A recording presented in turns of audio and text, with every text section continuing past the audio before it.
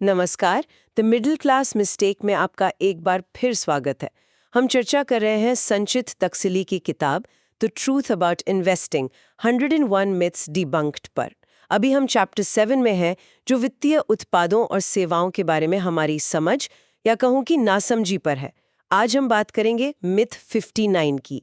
ये एक ऐसी सोच है जो हम में से कई लोगों को सीखने के मौकों से दूर रखती है। सोच ये है कि सब अपना माल बेच रहे हैं, ये तो बस समय की बर्बादी है। मतलब किसी भी फाइनेंशियल लिटरेसी सेमिनार या वर्कशॉप में जाने से बचना। हाँ, और ये सोच बहुत बहुत ही ज्यादा आम है। लेखक इसी बात पर जोर देते हैं कि निवेश की दुनिया में ज्ञान मतलब नॉलेज ही सबसे बड़ी ताकत है। बिल्कुल। लोग बाजार के बारे में जानना तो चाहते हैं, पर दिक्कत यह है कि इंटरनेट पर इतनी ज्यादा जानकारी है। हाँ, इन्फॉर्मेशन ओवरलोड जिसे कहते हैं। वही, इतने वीडियोस हैं, इतने ब्लॉग्स हैं कि इंसान भ्रमित हो जाता है। और इसी कंफ्यूजन के कारण, जैसा लेखक बताते हैं, दो चीजें होती हैं। हाँ बिल्कुल, या तो वो कुछ भी नया सीखने से ही कतराने लगते हैं, मतलब हाथ खींच लेते हैं ना। हाँ, और दूसरा रास्ता वो और भी खतरनाक है, वो किसी धोखाधड़ी या चिटफंड जैसी योजनाओं के मार्केटिंग के जाल में फंस जाते हैं। अच्छा, मतलब जहाँ बहुत बड़े बड़े वादे किए जाते हैं। बिल्कुल, और जब वहां धोखा मिलता है तो वो पहली वाली सोच और भी पक्की हो जाती है कि सब अपना माल बेच रहे हैं। एकदम।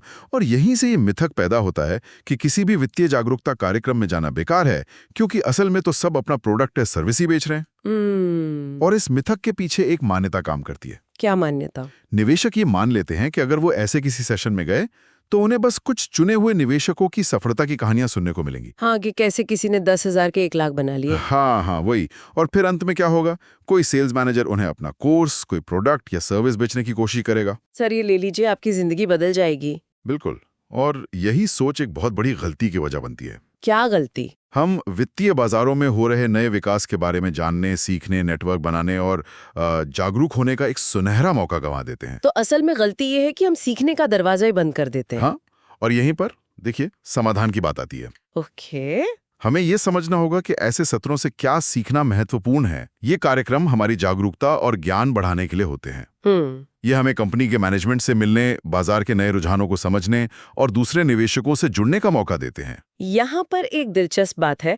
लेखक भी ये मानते हैं कि हाँ, ज्यादातर सेमिनार किसी खास प्रोडक्ट या सर्विस पर ही केंद्रित हो सकते हैं। बिल्कुल हो सकते हैं, ये सच है। तो फिर लेकिन ये पूरी तरह हम पर निर्भर करता है कि हम वहां से क्या जानकारी लेते हैं और क्या नहीं। अच्छा, इन सत्रों से बचकर हम बाजार के बारे में नई चीजें सीखने का अवसर खो देते हैं। तो इन मौकों का सही इस्तेमाल कैसे करें? लेखक ने इसके लिए कुछ व्यवहारिक कदम भी सुझाए हैं, है ना? हाँ, और वो बहुत काम के हैं। जैसे कि पहला, ये सुनिश्चित करें कि कार्यक्रम का एजेंडा बाजार की जानकारी और विकास से जुड़ा हो, सिर्फ बड़े बड़े वादों वाला ना हो। मतलब पहले से ही थोड़ा होमवर्क कर लें। हाँ, दूसरा, इन मंचों का इस्तेमाल सीधे सवाल पूछने के लिए करें, ताकि प्रोडक्ट्स या सेवाओं से जुड़ी कोई भी शंका दूर हो सके। ये बहुत जरूरी है। चुपचाप बैठकर सुनने से अच्छा है कि सवाल पूछें। बिल्कुल। तीसरा, हर सेशन के बाद मुख्य बातें या जो की टेक अवेज हैं, उनका एक सारांश बनाएं। ताकि याद रहे कि क्या काम का था और क्या सिर्फ सेल्स पिच थी। एकदम। और चौथा, दूसरे निवेशकों के साथ जुड़ें, ताकि उनके अनुभवों से भी सीखा जा सके। नेटवर्किंग। हाँ, ये नेटवर्किंग बहुत मूल्यवान हो सकती है। और एक आखिरी और बहुत जरूरी बात जो मुझे लगी, लेखक कहते हैं कि निवेशकों को उन कंपनियों द्वारा आयोजित मैनेजमेंट मीटिंग्स या वोटिंग में भी हिस्सा लेना चाहिए जिनके शेयर उनके पोर्टफोलियो में हैं। ये एक बेहतरीन बिंदु है। ज्यादातर लोग इसे नजरअंदाज कर देते हैं। क्यों? उन्हें लगता है कि इससे क्या होगा, लेकिन इससे कंपनी के कामकाज और रणनीतियों के बारे में बहुत गहरी जानकारी मिलती है, जो शायद किसी बाहरी रिपोर्ट में ना मिले। हाँ, किसी भी भारी रिपोर्ट से कहीं ज्यादा फायदेमंद हो सकती है। तो मुद्दा बेचने का नहीं है, मुद्दा सीखने और जागरूक होने का है। तो कुल मिलाकर आज हमने ये समझा कि वित्तीय साक्षरता कार्यक्रमों को ये कहकर नजरअंदाज करना कि सब अपना माल बेच रहे हैं, असल में खुद को बाजार की नई जानकारियों और अवसरों से दूर करने जैसा है। बिल्कुल, ये एक तरह से यूं समझिए कि आप कह रहे हैं कि मैं सुपरमार्केट नहीं जाऊंगा क्योंकि वो चेकआउट काउंटर पर चॉकलेट बेचने की कोशिश करते हैं।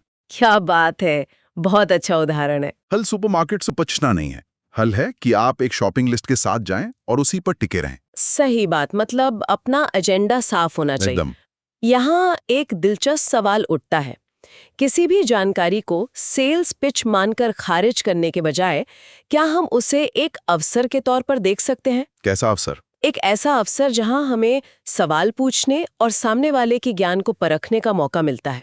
ये सोचने का एक बिल्कुल अलग तरीका है। अगले एपिसोड में हम चैप्टर 7 के मिथ 60 पर चर्चा करेंगे। अच्छा। मिथक है, कोई सस्ती बढ़िया चीज बताओ 5 से 10 रुपए वाली, 2 पैसे आप भी कमाओ। हाँ, ये तो बहुत ही आम सवाल है। हाँ, पेनी स्टॉक्स का आकर्षण। बिल्कुल। तो क्या सिर्फ कम कीमत के आधार पर निवेश उत्पादों को चुनना एक प्रभावी रणनीति है? ये जानना बहुत जरूरी है। ये जानने के लिए अगला एपिसोड जरूर सुनिए। वित्तीय साक्षरता की इस यात्रा में हमारे साथ बने रहने के लिए धन्यवाद।